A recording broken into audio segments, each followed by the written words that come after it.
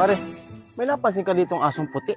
Si Whitey? Hindi, si Brownie yun. Porke puti, Whitey agad. Kaya na naman tayo sa hindi na yan. Wala na akong tinamaang hula sa iyo. Asan na kaya yung aso niya? Hindi pwede mawala yun eh. Bakit? Kanino ba galing yung asong yun? Yung asong yun galing sa kaibigan ng kaibigan ko. Daming kaibigan ah. Oo, ngayon mahilig siya sa hayop. Sa aso. Hindi, sa pusa. Eh malaki ang bahay. Nagpagawa siya ng kulungan. Ng aso. Hindi, ng pusa. Ngayon, eh may sariling kulungan yung pusa. Kaya lang namaho yung bahay ng kaibigan ko dahil sa alaga niya. Yung pusa! Yung pusa may gawa nun, kaya namaho ano? Hindi, gawa ng rabbit. Eh hindi lang naman pusa ang alaga niya eh. Ay mapanghi. Ano pa? Ngayon, ayaw na niya mag-alaga ng hayop at mabaho ang tayo ay. Ng rabbit? Hindi, yung pusa. Ay, yung rabbit mapanghi. Ngayon, pinamigay niya. Yung pusa? Hindi, yung rabbit.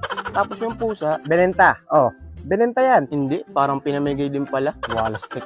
O ano pa nangyari? Eh di wala na siyang alaga. Isang araw may dumating sa kanila. Tao, bisita. Hindi, aso. Yun yung nanay ng hinahanap ko. Oh, paglipas ng panahon, nanganak yung nanay. Ng aso ng kaibigan mo. Hindi, yung nanay ng kaibigan ko.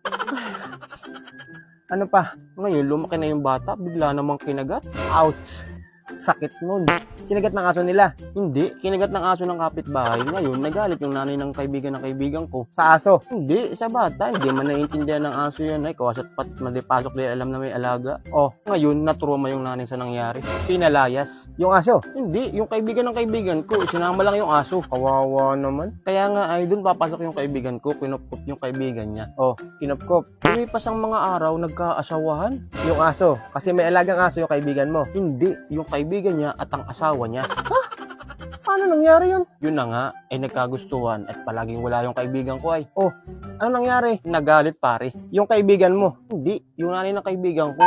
Tanga-tanga kasi yung kaibigan ko, hindi magagalit yun. Oh, ngayon, pinalayas. Yung asawa niya. Hindi, yung kaibigan niya. Anong nangyari sa kaibigan niya? Kinagat pare ng aso niya. Hindi, nung babae at hindi man lang siya pinaglaban ay ngayon wala nang matiran yung kaibigan niya. Ay dapat lang ay inasawa niya eh. Yun, doon na papasok yung kinupkop ko.